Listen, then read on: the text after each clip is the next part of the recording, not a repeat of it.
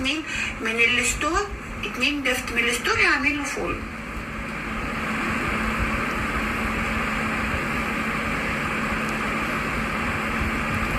انا هتعمل له فولو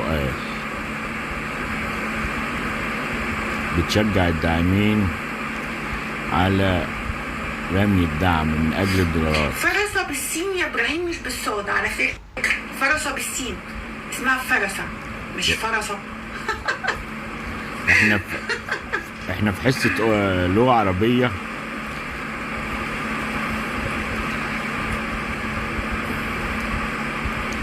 خلينا نطهرها يا جماعة، اعملوا لايك، افتحوا نفسنا في التطفيش.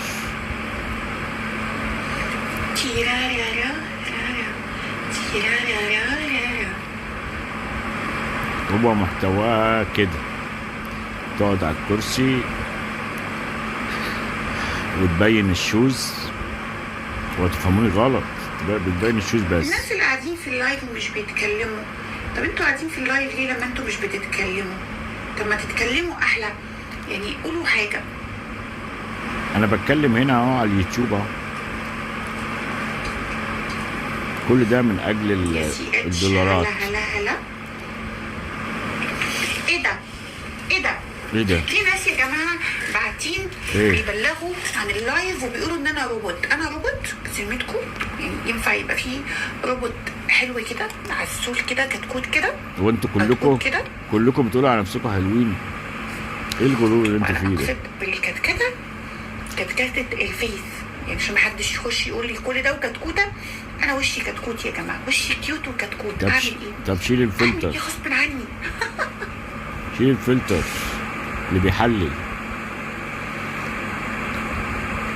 تحب تقولوا ايه للكتكوته؟ ليه؟ هل يا وليد؟ والله وحشين، ناس وحشين، ناس كخه. هم اللي وحشين وكخه. وحشين بيفضلوا يقولوا كلام كده، كلام وكلام وكلام، ما بيزهقوش. وانا عيني تعبتني اصلا من شويه من الكاميرا، عشان كده خليني اقعد بعيد. يلا كمان واحده عشان نشوف الشوز. عيني اصلا من شويه كنت مش شايفه بيها، دخلت حطيت قطره اللي هي بودي فريش دي عشان خاطر افرفش عيني.